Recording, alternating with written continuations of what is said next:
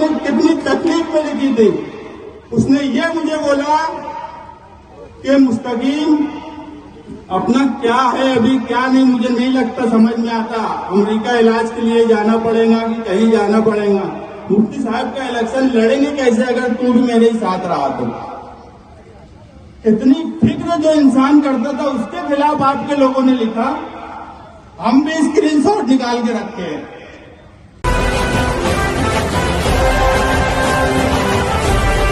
बैठे हैं और दूसरे लोग हम जेल गए, हमने एंटीसिपेटरी उस वक्त भी नहीं ली। असेंबली इलेक्शन में वाहिद मैं ऐसा इंसान हूं जिसके ऊपर 4 केस बने थे, बाकी मुफ्ती साहब के ऊपर भी 4 केस उस वक्त नहीं बने थे।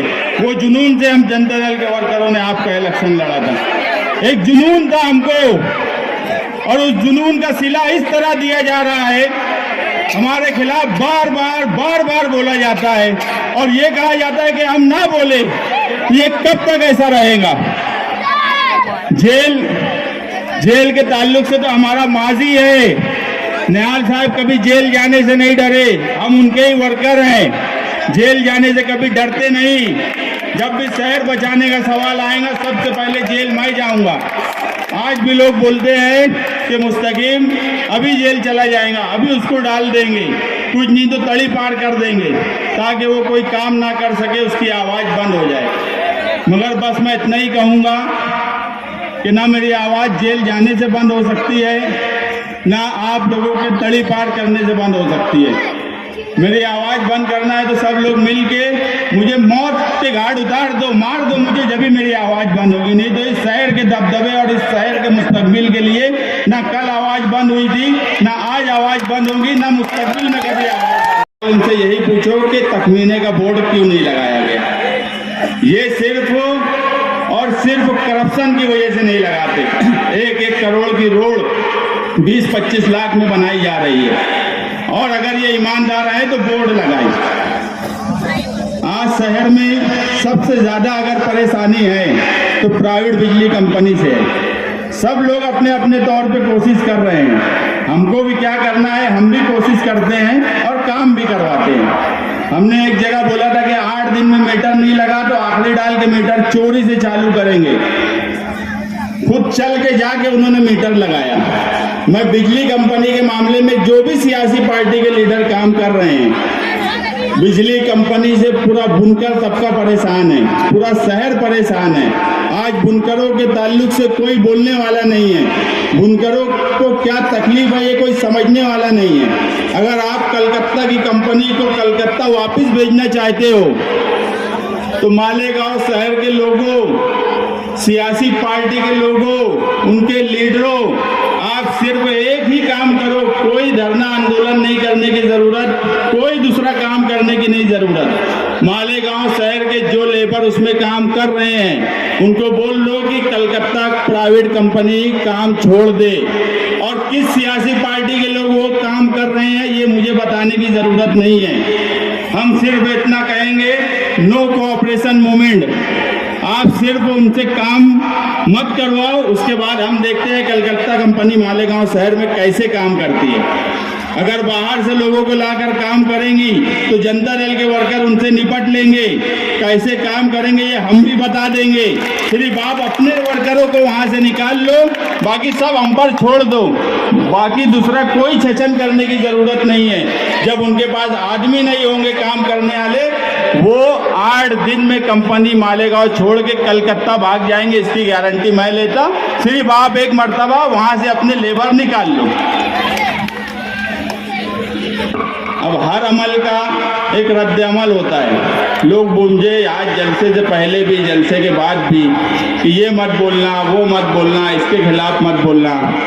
मगर सवाल ये है कि अगर अमल ना हो तो उसका रद्द अमल भी नहीं होगा। मोहतरम मुफ्ती इस्माइल कासमी साहब,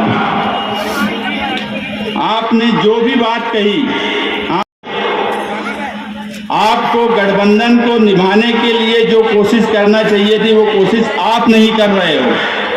आपने अपनी तकरीर में कहा कि मुस्तकीम डिग्निटी, डॉक्टर खालिद, एजाज बेग, इनका क्या ताल्लुक है।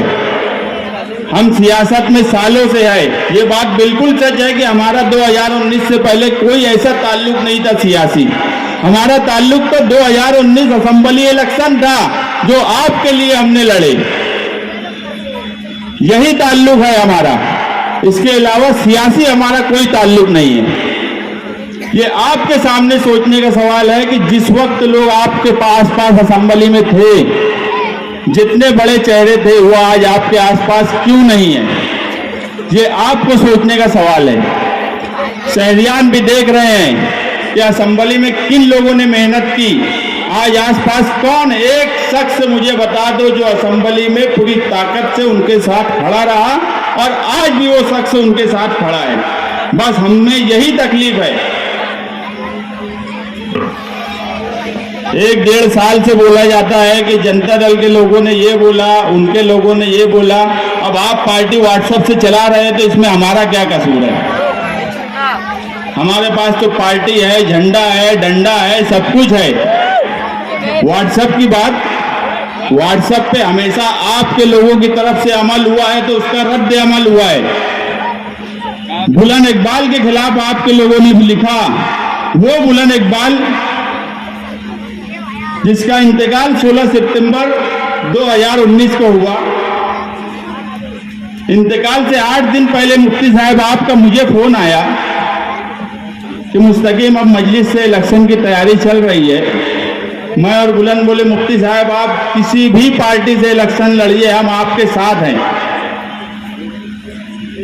उन्होंने कहा कि यार एक अपील लिख दो ताकि मैं घर घर घूमूं।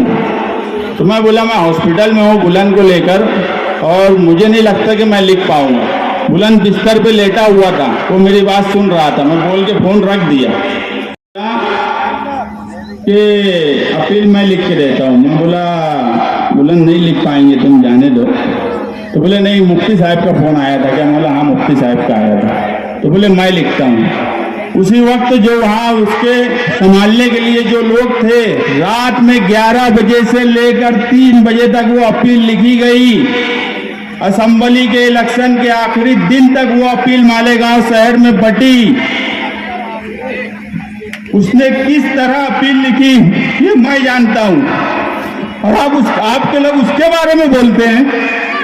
उसके बाद भी आपके जिम्मेदार रोकते नहीं कि उस लड़के ने कितनी तकलीफ में लिखी थी। उसने ये मुझे बोला कि मुस्तकीम अपना क्या है अभी क्या नहीं मुझे नहीं लगता समझ में आता।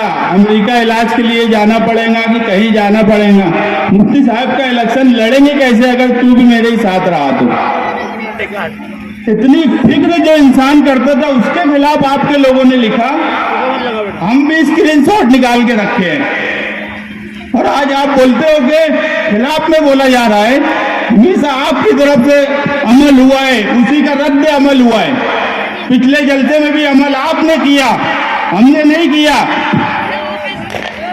भागने की बात पार्टी बचाने के लिए नहीं थी, उस पर तो रिजवान बैटरी वाला साहब ने अपनी पूरी बात कर दी, इसलिए अब मुझे उस पर नहीं बोलना है। 2007 की बात आप बोलते हो कि 2007 में क्या हुआ? 2007 में तीसरा महाज और जनता दल का कोई भी बातचीत का सिलसिला भी नहीं शुरू हुआ था। इनकी बातचीत जो थी वो शिवसेना से हुई थी और बाद में राष्ट्रवादी पार्टी की तरफ से की गई। वो उस वक्त की कांग्रेस पार्टी से की गई। अब उस वक्त मैं 2007 के मामले में जाना नहीं चाहता और जेल जाने की बात मेरे ताल्लुक से सिविल हॉस्पिटल का वाकया हुआ, उस वक्त भी मैं जाकर ये कंपाउंड की जो आवाम है हजारों की तादाद में आज ये बात तो साबित कर दी कि ये शहर का दबदबा वापस आएगा। आज शहर में जिस तरह से जश्न का माहौल था वो तो ये साबित कर रहा है कि इस शहर में दबदबा आएगा और यही तकलीफ सबको है। इससे पहले 2 सियासी पार्टियों के बड़े बड़े जलसे हुए मगर किसी ने उस दिन दूसरे जलसे नहीं रखे। ना 14 अक्टूबर को जलसा रखा गया, ना 21 अक्टूबर को जलसा रखा गया, मगर 28 तारीख का जलसा तुम्हारा फेल करने के लिए राष्ट्रवादी कांग्रेस पार्टी ने जलसा रखा। मगर जब आवाम सोच लेती है, एक जुनून तारी हो जाता है, तो इससे कोई फर्क नहीं पड़ता कि वो जलसा कैसा होगा। और मैं तो उनका शुक्रिया अदा करता हूँ कि उन्होंने जलसा रखा तो हमारे वर्करों में उतना ही जोश आया। और मैं पहले भी बोलता था कि जनता दल के वर्कर अगर जोश में आ जाए तो उनके लिए कोई ज़रूरत नहीं है कि किसने क्या किया क्या नहीं किया। और ये जनता दल के वर्करों का जोश था कि लोगों के महीना भर के जलसों के ऐलान थे, हमारे सिर्फ 4-5 दिन हुआ था जलसे का ऐलान। और ग्राउंड की पोजीशन आपके सामने है। डायनामाइट करने के लिए जलसा भी रखा गया, मगर ये जनता दल के वर्करों का जोश था कि जलसा मालेगांव की तारीख का सबसे कामयाब जलसा साबित हुआ। हर पार्टी छोटी बड़ी वो सिर्फ जनता दल को कमजोर करना चाहती है। उसकी वजह सिर्फ एक ही है कि शहर का दबदबा। अगर कोई ये बोलता होगा कि मैं सरेंडर मेरी पार्टी को बचाने के लिए हुआ तो बिल्कुल गलत बात है। मैं शहर को बचाने के लिए जेल गया था। मुझे पार्टी 2 नंबर पे है। जब शहर का सवाल और कौम मिल्लत का सवाल आ जाए तो उस वक्त पहला शहर होता है, उसके बाद पार्टी होती है। और इसी उसूल पे हम चलते हैं, इसी उसूल पे हम आगे भी इंशाअल्लाह चलेंगे। मगर इन चैंपियन चोरों को एक बात का एहसास नहीं हुआ कि इस पूरे शहर को लूटने के बाद आज अगर वो ये बोलते हैं कि हमने ये कर दिया, हमने वो कर दिया, तो पूरा शहर इसकी गवाही देता है। मुझे अब इस बारे में कुछ बोलना नहीं है। और अगर तुम ईमानदार हो, सियासी पार्टियों के लीडर, अगर तुम रोड और गटर का भी काम कर रहे हो, 2 लाख का करो, 2 करोड़ का करो, हम ये कंपाउंड की जो आवाम है हजारों की तादाद में, आज ये बात तो साबित कर दी कि ये शहर का दबदबा वापस आएगा। आज शहर में जिस तरह से जश्न का माहौल था वो तो ये साबित कर रहा है कि इस शहर में दबदबा आएगा। और यही तकलीफ सबको है।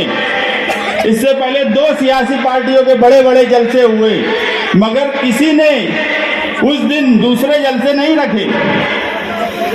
ना 14 अक्टूबर को जलसा रखा गया, न 21 अक्टूबर को जलसा रखा गया, मगर 28 तारीख का जलसा तुम्हारा फेल करने के लिए राष्ट्रवादी कांग्रेस पार्टी ने जलसा रखा। मगर जब आवाम सोच लेती है, एक जुनून तारी हो जाता है, तो इससे कोई फर्क नहीं पड़ता कि वो जलसा कैसा होगा। और मैं तो उनका शुक्रिया अदा करता हूँ कि उन्होंने जलसा रखा तो हमारे वर्करों में उतना ही जोश आया। और मैं पहले भी बोलता था कि जनता दल के वर्कर अगर जोश में आ जाए तो उनके लिए कोई ज़रूरत नहीं है कि किसने क्या किया क्या नहीं किया। और ये जनता दल के वर्करों का जोश था कि लोगों के महीना भर के जलसों के ऐलान थे, हमारे सिर्फ 4-5 दिन हुआ था जलसे का ऐलान।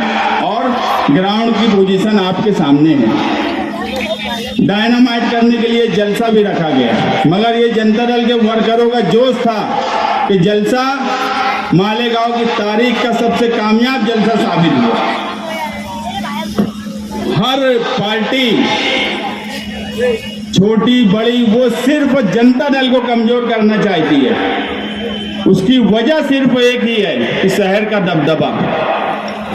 अगर कोई ये बोलता होगा कि मैं सरेंडर मेरी पार्टी को बचाने के लिए हुआ तो बिल्कुल गलत बात है। मैं शहर को बचाने के लिए जेल गया था। मुझे पार्टी 2 नंबर पे है। जब शहर का सवाल और कौम मिल्लत का सवाल आ जाए तो उस वक्त पहला शहर होता है, उसके बाद पार्टी होती है। और इसी उसूल पे हम चलते हैं, इसी उसूल पे हम आगे भी इंशाअल्लाह चलेंगे। मगर इन चैंपियन चोरों को एक बात का एहसास नहीं हुआ कि इस पूरे शहर को लूटने के बाद आज अगर वो ये बोलते हैं कि हमने ये कर दिया, हमने वो कर दिया, तो पूरा शहर इसकी गवाही देता है। मुझे अब इस बारे में कुछ बोलना नहीं है। और अगर तुम ईमानदार हो, सियासी पार्टियों के लीडर, अगर तुम रोड और गटर का भी काम कर रहे हो, 2 लाख का करो, 2 करोड़ का करो, हम कानूनी तौर पे क्या बोलना है, तो खामोश रह जाते तो ये शहर बच जाता। जब लीडर ये बोल रहे हैं कि प्लानिंग है, तो पुलिस डिपार्टमेंट प्लानिंग क्यों नहीं शामिल करेगा? जब लीडरों ने खुद इस शहर में कह दिया कि यार प्लानिंग हुई है, उनके जुमले ऐसे थे जिसका मतलब ये था कि प्लानिंग हुई है।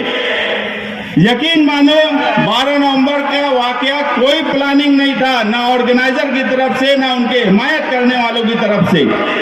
वो सिर्फ और सिर्फ हुजूर सल्लल्लाहु अलैहि वसल्लम की शान में गुस्ताखी का सवाल था, इसलिए हम वहां पर थे।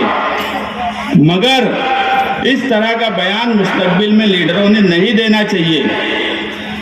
हम खुद भी बयान दे सकते थे, हमने कोई बयान नहीं दिया, क्योंकि हम उस लीडर के वर्कर हैं, निहाल साहब के, जिन्होंने हमें जमहूरी तौर पे लड़ना भी सिखाया और कानूनी तौर पे बातचीत करना भी सिखाया।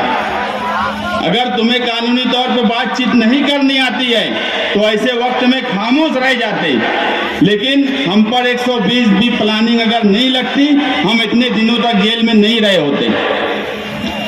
उसके बाद जब मैं सरेंडर हुआ 14 दिसंबर को, और बकिया जो पहले से लोग गिरफ्तार थे, 18 दिसंबर को जब उनकी बेल रखने की बात आई, तो शेख रशीद साहब फोन करके एक वकील को बोलते हैं कि मुस्तकीम डिग्निटी, रहमान साहब, रिजवान बैटरी वाला, इनकी बेल नहीं होना चाहिए।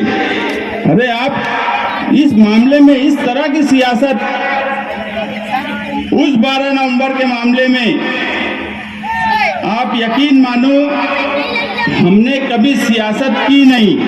उसमें हर मसलक के लोग शामिल थे, हर सियासी पार्टी के छोटे बड़े लोग शामिल थे, हर बिरादरी के लोग शामिल थे। आप ऐसे वक्त में सिर्फ सियासी दुश्मनी के लिए इस तरह की बात करेंगे? आप ये भी नहीं सोचते कि वो किस सवाल पे जमा हुए थे? वो हुजूर सल्लल्लाहु अलैहि वसल्लम की शान में गुस्ताखी के सवाल पे जमा हुए थे। आपको इसका लिहाज रखना चाहिए था। अगर हम कोई सियासी तौर पे जमा होते और आप हमसे सियासी दुश्मनी निकालते तो हम समझ सकते थे हम किस लिए वहां जमा हुए थे और आप किस लिए इस तरह की बात वकीलों को बोले। तो बोले मैं लिखता हूँ। उसी वक्त जो वहाँ उसके संभालने के लिए जो लोग थे, रात में 11 बजे से लेकर 3 बजे तक वो अपील लिखी गई। असेंबली के इलेक्शन के आखिरी दिन तक वो अपील मालेगांव शहर में बटी। उसने किस तरह अपील लिखी ये मैं जानता हूँ, और आपके लोग उसके बारे में बोलते हैं। उसके बाद भी आपको जिम्मेदार रोकते नहीं कि उस लड़के ने कितनी तकलीफ में लिखी थी। उसने ये मुझे बोला कि मुस्तकीम अपना क्या है अभी क्या नहीं मुझे नहीं लगता समझ में आता। अमेरिका इलाज के लिए जाना पड़ेगा कि कहीं जाना पड़ेगा। मुफ्ती साहब का इलेक्शन लड़ेंगे कैसे अगर तू भी मेरे ही साथ रहा तो? इतनी फिक्र जो इंसान करता था उसके खिलाफ आपके लोगों ने लिखा।